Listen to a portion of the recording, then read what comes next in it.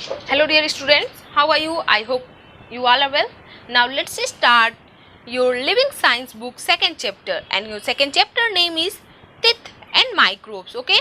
And its Hindi meaning is दांत और जीवाणु, है ना। माइक्रो ऑर्गेनिज्म, माइक्रोब्स यानी कि जो भी माइक्रो ऑर्गेनिज्म्स होते हैं जिन्हें हम लोग केवल माइक्रोस्कोप से देख सकते हैं उन्हें माइक्रोब्स कहते हैं। तो हम लोग जो भी सूक्ष्म जीव होते हैं और जो अलग अलग टाइप के हमारे माउथ में लोअर जा और अपर जा में जो भी टिथ होते हैं उनके बारे में हम लोग यहाँ पे इस चैप्टर में जानेंगे। तो आइए स्टार्ट करते हैं आपके इस लिविंग साइंस बुक के सेकेंड चैप्टर को, ओके। तो आप देख सकते हैं जो भी आपके इस चैप्टर की फर्स्ट लाइन है, कह रहे हैं कि when a photographer ask us to say cheese he actually want us to smile, okay. यहाँ पे कह रहा है कि जब कोई भी फोटोग्राफर आपको कहता है चीज करने के लिए, यानी कि आपके दांत को दिखाने के लिए, ओके, स्माइल करने के लिए कहता है, बोलता है स्माइल प्लीज, तो वो क्या चाहता है? वो ये चाहता है कि एक्चुअल में आप स्माइल करो, है ना, मुस्कुराओ, okay. Clean and well keep teeth make your smile beautiful. और यहाँ पे कह रहा है कि यदि आपका दांत साफ सुथरा है और आप अपने दांतों का ध्यान रखते हैं तो ये जो भी आप स्माइल करते हो ये उसकी सुंदरता को ये बढ़ा देता है, okay. They give proper shape to our face, और ये जो है एक तरह से जो भी दांत होते हैं ये हमारे पूरे फेस को प्रॉपर शेप देने का, एक प्रॉपर आकार देने का काम करते हैं, okay. Teeth help us to speak clearly, और दांत जो होते हैं ये हमें बिल्कुल क्लियर वे में बात करने में भी हमारी मदद करते हैं, okay. They enable us to bite and chew food, इसके अलावा जो भी हम लोग खाते हैं उसे काटने में, उसे चबाने में हमारी दांत जो है हमारी हेल्प करते हैं, okay. This make digestion easy, और इससे जो है क्या होता है, जो भी हमारा जो भी पाचन है वो इससे आसानी से जो है हमारे दांतों के हेल्प से हो जाता है, okay. So our teeth are a very important part of our body. तो इस तरीके से इतने सारे जो भी इसके यूज हमें पता चले, तो इस तरीके से जो भी हमारे दांत होते हैं ये बहुत ही महत्वपूर्ण भाग होते हैं हमारे शरीर का, है ना। यानी कि जो भी हमारा डाइजेशन का काम है वो हमारे माउथ से शुरू होता है। हम लोग बोल पा रहे हैं, मैं आप लोग को अभी पढ़ा रही हूँ, वो जो है इसी वजह से हो पा रहा है क्योंकि जो है मेरे पास दांत है। अगर मेरे पास दांत नहीं होता तो मैं क्लियर नहीं बोल पाती, आप लोग कुछ समझ नहीं पाते।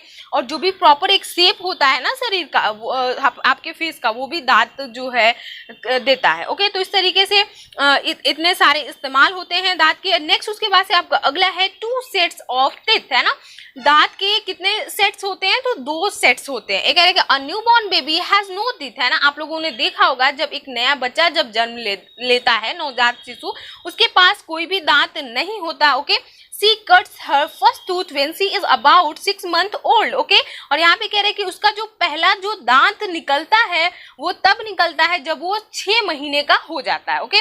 Bye the time she is 2.5 years old she has 20 teeth, okay. और यहाँ पे कह रहा है कि जब वो बच्चा 2.5 साल का होता है, 2.5 years का होता है, तब उसके पास 20 दांत हो जाते हैं। धीरे धीरे एक एक करके, है ना, 6 महीने से स्टार्ट होना शुरू होता है दांत का जो भी ग्रो होना, और उसके बाद से जब वो बच्चा 2.5 साल का होता है तो उसके पास कितने दांत हो जाते हैं? टोटल 20 टीथ हो जाते हैं, okay. This are called milk teeth are temporary teeth, और ये जो भी दांत 20 दांत होते हैं ना उसे हम लोग मिल्क टीथ यानी कि दूधिया दांत, या फिर उसे हम लोग अस्थायी यानी टेम्पररी टीथ कहते हैं, okay. Between the ages of 6 and 12, the milk teeth fall out one by one and new ones grow in their place। और यहाँ पे कह रहा है कि 6 और 12 साल के बीच में जो भी ये मिल्क टीथ होते हैं ना वो एक एक करके गिरना शुरू हो जाते हैं ना, और यहाँ पे वो जो भी मिल्क टीथ गिरता है उसकी जगह पे नया जो भी दांत उगना शुरू हो जाता है, ओके।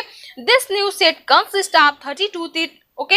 और ये जो भी नया सेट होता है जब ये आपके 6 और 12 एज के बीच में होता है, तो जो भी ये नया सेट होता है इसमें टोटल कितने दांत होते हैं? इसमें 32 दांत होते हैं दोनों जा में, और ये भी बहुत ज्यादा टाइम लेता है धीरे धीरे, ओके। और यहाँ पे कह रहे हैं कि 16 इन द अपर जा एंड 16 इन द लोअर जा, ओके। 16 दांत जो होते हैं वो अपर जा यानी कि ऊपरी जबड़े में होते हैं, और 16 जो दांत होते हैं वो निचले जबड़े में होते हैं, ओके। और ये जो दांत 32 जो टीथ होते हैं ये कहलाते हैं परमानेंट टीथ, ओके, यानी कि अस्थाई दांत। और यहाँ पे आप फिगर में भी देख सकते हो जो भी आपके टेम्पररी और परमानेंट दोनों का ही फिगर यहाँ पे दिखाया गया है। यहाँ पे आप देख सकते हैं ये जो टेम्पररी टीथ है इसमें आप काउंट करोगे, टेम्पररी टीथ है इसमें आपको 10 जो है टीथ दिखाई देंगे, क्योंकि 10 जो आपका सेट्स ऑफ टीथ होता है वो ऊपर होता है, ऊपर वाले जबड़े में, और 10 नीचे। तो इस तरह से टेम्पररी जो टीथ होता है उसमें आपके 20 टीथ हो गए। और इसी तरीके से अगर हम लोग परमानेंट टीथ की बात करें तो परमानेंट टीथ में क्या होता है, 16 जो टीथ होते हैं वो ऊपर वाले जबड़े में और 16 जो टीथ होते हैं वो नीचे वाले जबड़े में। ओके, और इसमें देख सकते हैं आपका इंसीजर है और यहाँ पे 2 कैनाइन्स हैं और उसके बाद से 2 मोलर्स, इधर 2 मोलर्स हैं और इधर 2 मोलर्स हैं। उसी तरीके से यहाँ पे परमानेंट टीथ में क्या होता है, स्टार्टिंग जो आपका फ्रंट टीथ होता है वो इंसीजर कहलाता है, उसके बगल में इधर 2 जो है ऊपर 2 लोअर जा और 2 अपर जा में ये आपके कैनाइन्स होते हैं। प्री मोलर्स जो है 4 आपके अपर जा में और 4 नीचे, ठीक है। और मोलर्स यहाँ पे आप देख सकते हैं 6 अपर जा में और 6 लोअर जॉ में। इस तरीके से 12 जो है आपके मोलर्स होते हैं। और जो प्री मोलर्स की अगर हम बात करें तो ये 8 होता है, कैनाइन आपका 4 होता है और इंसीजर जो है आपका कितना होता है, 4 ऊपर यानी 4 नीचे, यानी 8 जो है आपका इंसीजर होता है, जो भी परमानेंट जो टीथ होते हैं उसमें। ओके, तो इस तरीके से जो भी ये आपके 2 सेट्स ऑफ टीथ है यहाँ पे आप देख सकते हैं। आई होप आप लोग को ये पेज समझ में आ गया होगा। अब हम लोग चलेंगे आपके इस चैप्टर के, देख सकते हैं ये जो है आपके इस जो भी आपका टीथ एंड माइक्रोब्स है इसका ये आपका सेकेंड पेज है। और यहाँ पे कह रहे हैं कि figure shows the 4 kinds of teeth in a permanent set. और आपने देखा अभी जो भी आपका परमानेंट सेट ऑफ टीथ था ना उसमें कितने तरह के आपको दांत दिखाई दिए, तो 4 तरह के, आपका incisor, canines, molars, premolars. Okay, तो इस तरीके से 4 काइंड्स ऑफ टीथ आप लोगों ने अभी जो है मैंने बताया जो भी आपके परमानेंट सेट में होता है। तो अब हम लोग उसी एक जो भी दांत होते हैं ना तो उसके बारे में हम लोग जानेंगे कि जो ये डिफरेंट काइंड्स के टीथ क्यों होते हैं हमारे माउथ में, क्यों नहीं एक ही जैसा होता है। ओके, तो इसी चीज पे यहाँ पे हम लोग डिस्कस करेंगे, क्योंकि अलग अलग जो भी हमारे माउथ द्वारा काम किया जाता है, काटने का, पीसने का, वो अलग अलग ये जो है टीथ करते हैं। ओके, तो यहाँ पे देख लीजिए कह रहे हैं कि incisors are cutting teeth. Okay, incisors यानी जो आपके फ्रंट टीथ होते हैं ये काटने का काम करते हैं। Okay, the 4 chisel shaped teeth at the front of each jaw are incisor, we use them to bite our food। Okay, यहाँ पे कह रहा है कि जो भी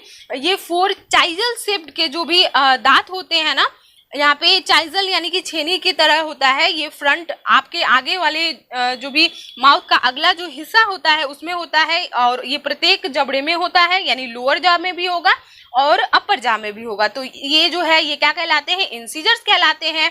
और इसका इस्तेमाल हम लोग जो है चीजों को बाइट करने में करते हैं। ओके, और ये होते हैं टोटल 8 होते हैं। इंसीजर्स के कितने होते हैं तो नंबर्स, तो ये 8 होते हैं, 4 लोअर जॉ में और 4 अपर जॉ में। ओके, तो ये जो है किसका काम होता है, कटिंग करने का काम कौन करता है, तो इंसीजर करता है। नेक्स्ट उसके बाद से आपका अगला है canines are tearing teeth. Okay, canines या फिर उसे हम लोग टीयरिंग टीथ भी कहते हैं, ये फाड़ने का काम करता है कैनाइन्स, है ना, तो इसीलिए इसको हम लोग टीयरिंग टीथ कहते हैं। और ये कितने होते हैं, तो ये 4 होते हैं, 2 आपके अपर जॉ में और 2 लोअर जॉ में, ये जस्ट इंसीजर के बाद होते हैं। ओके, और यहाँ पे कह रहा है कि यहाँ पे देख सकते हैं कह रहा है कि on other side of the cutting teeth is a sharp tooth. और यहाँ पे कह रहा है कि जो भी आपके कटिंग टीथ है ना इसके आइदर साइड यानी दोनों साइड में ये जो है शार्प नुकीले जो दांत होते हैं, दिस आर कैनाइन्स, और इनको हम लोग कैनाइन्स कहते हैं, जिनका काम है which use to tear pieces of food.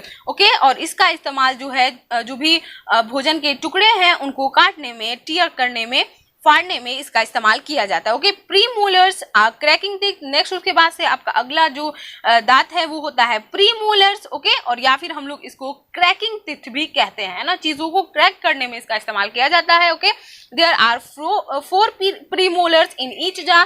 प्रत्येक जबड़े में कितने प्री मोलर्स होते हैं, तो 4। Okay, this are the broad teeth next to the canines. और यहाँ पे कह रहा है कि ये जो है चौड़े दांत होते हैं और किसके बाद होते हैं, तो ये कैनाइन्स के बाद होते हैं। They act like not crackers, और ये बिल्कुल नट क्रैकर्स की तरह काम करते हैं। Okay, they are meant for crushing food, और इनका इस्तेमाल जो है जो भी हम भोजन करते हैं उसको क्रश करने में इस जो है दांत का इस्तेमाल किया जाता है। ओके, और यहाँ पे आप देख सकते हो अलग अलग यहाँ पे इंसीजर्स बिल्कुल फ्रंट में होता है आपका कैनाइन्स, आप देख सकते हैं आपके इंसीजर के बाद होता है, और इंसीजर कैनाइंस के बाद होता है आपका प्रीमोलर्स, है ना, जो कि किसकी तरह काम करता है, जो भी आपका नट क्रैकर तोड़ने के लिए जो सरौते का इस्तेमाल किया जाता है उसकी तरह काम करता है। कैनाइंस जो भी आपके फॉक्स होते हैं इसकी तरह काम करता है, और इंसीजर की तरह काम करता है आपका कौन, जो भी यहाँ पे सीजर की तरह काम करता है आपका इंसीजर। ओके, और यहाँ पे मोलर्स का काम है पीसने का। ओके, तो इस तरीके से जो भी अलग अलग काइंड्स ऑफ टीथ है तो उनका अलग अलग फंक्शन भी होता है। तो प्री मोलर्स तक आप लोगों ने जान लिया।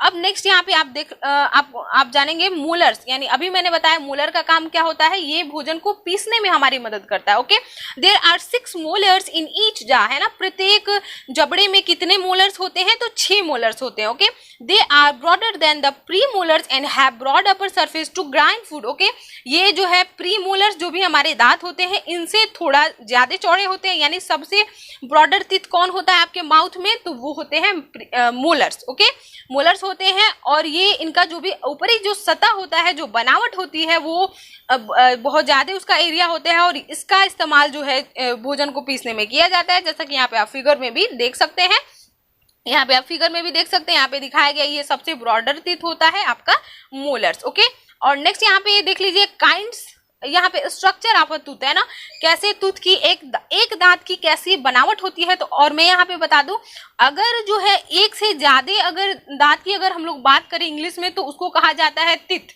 लेकिन एक सिंगल अगर जो भी आपका दांत है उसका बात करना है तो उसे हम लोग इंग्लिश में कहते हैं टूथ। ओके, तो यहाँ पे एक जो है दांत का स्ट्रक्चर दिखाया गया है, तो इसीलिए यहाँ पे क्या लिखा गया है, tooth.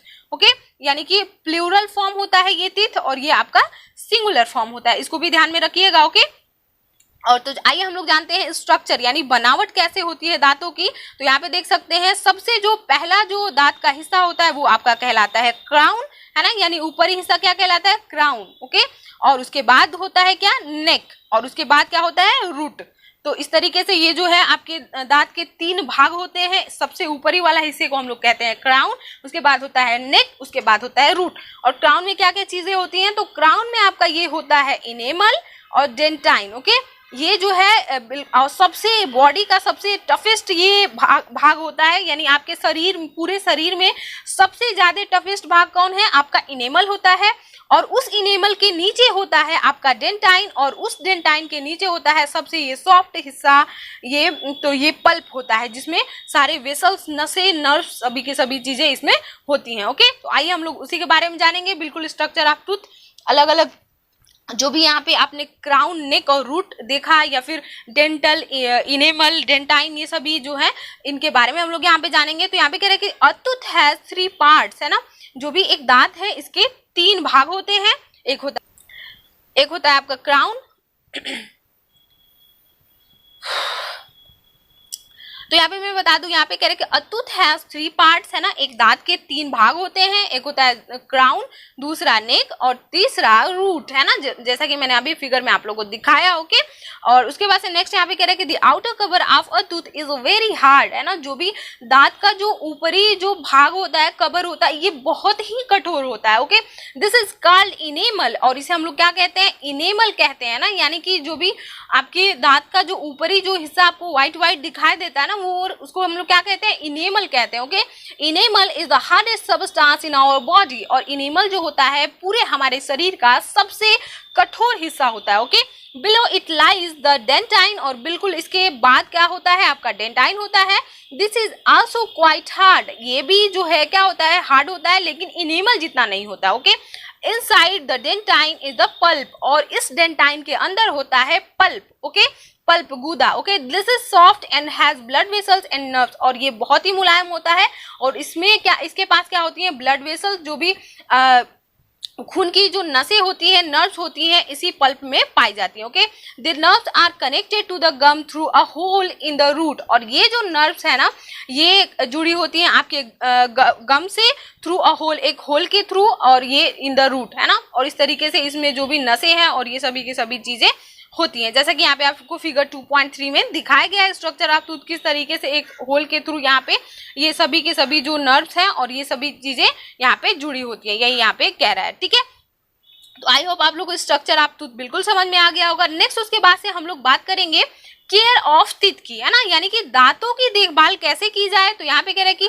If you take good care of our teeth we can save them from decaying. Okay, यहाँ पे कह रहा है कि यदि हम अपने दांतों का बिल्कुल अच्छे से ध्यान रखें तो यहाँ पे कह रहा है कि हम उन्हें सड़ने से, उन डिके होने से हम अपने दांतों को बचा सकते हैं। Bite food that remain stuck to the teeth can cause the grow of bacteria, यानी कि जो हम लोग फूड को हम लोग अपने माउथ से कट करते हैं तो उसके जो भी रिमेनिंग जो छोटे हिस्से होते हैं दांतों के वो हमारे दांतों में फंस जाते हैं और जिससे जो है बैक्टीरिया का ग्रोथ हमारे दांतों में होता है। Okay, bacteria first attack the enamel and form a sticky coating called plaque. और यहाँ पे कह रहे हैं कि जो बैक्टीरिया होता है वो पहले अटैक करता है इनेमल को, यानी जो हमारे शरीर का सबसे टफेस्ट भाग है पहले उसको अटैक करता है और उस पर एक जो है स्टिकी कोटिंग कर देता है येलो कलर का। ओके, जिसे हम लोग क्या कहते हैं, प्लक कहते हैं। ओके, बिल्कुल यहाँ पे फिगर में देख सकते हैं, तो ये कुछ ज्यादा ही येलो दिखा दिया गया है, इतना येलो नहीं होता है ना।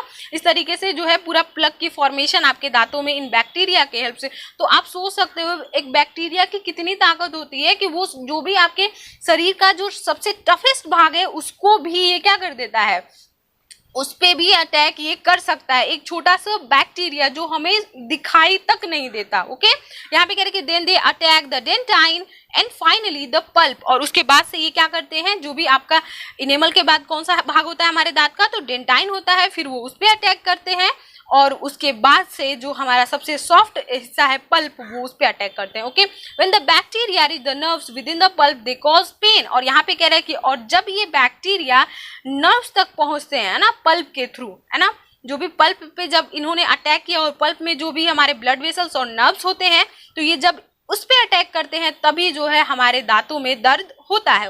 Tooth decay results in bad breath, cavities, toothache, bleeding gums and indigestion.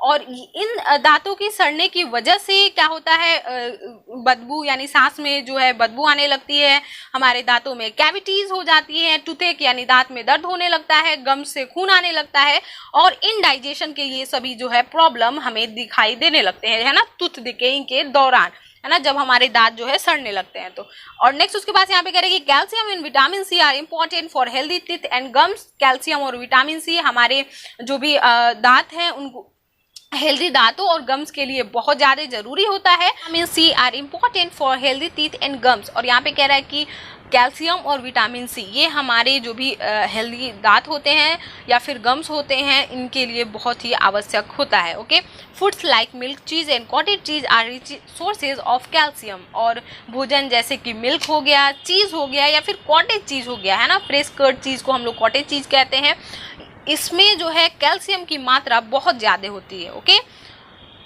तो इस तरीके से हमें जब पता चल गया कैल्शियम किन चीज़ों में होता है। और सिट्रस फ्रूट में आपका विटामिन सी होता है, जो भी आंवला, नींबू, टोमेटो, इन सभी चीज़ों में विटामिन सी होता है। तो इस तरीके से अगर हम इन चीज़ों का सेवन करें तो हमारे दांत जो है बिल्कुल हेल्दी रहेंगे और हम लोग स्वीट जो मिठाई, चॉकलेट ये सब कम खाएं तो भी हमारे दांत हेल्दी रहेंगे। और अगर खा भी लेते हैं तो मॉर्निंग इवनिंग में अगर हम लोग बिल्कुल अच्छे से ब्रश करेंगे तो भी हमारे दांत जो है हेल्दी रह सकते हैं। तो इस तरीके से हम अपने दांतों को हेल्दी रख सकते हैं। और नेक्स्ट उसके बाद से यहाँ पे आपको दिखाई दे रहा होगा थिंक ग्रीन, है ना, यानी हरा भरा सोचे तो क्या सोचे, तो यहाँ पे कह रहे हैं कि salads and fruit gives a lot of exercise to our gums and improve the flow of blood inside them. यहाँ पे कह रहा है कि सलाद और जो भी फले खाने से एक तरह से हमारे जो भी गम्स हैं ये बिल्कुल इसमें वो मजबूत होते हैं और ये जो भी आपका फ्लो ऑफ ब्लड होता है जो भी इन दांतों में, पल्प में जो भी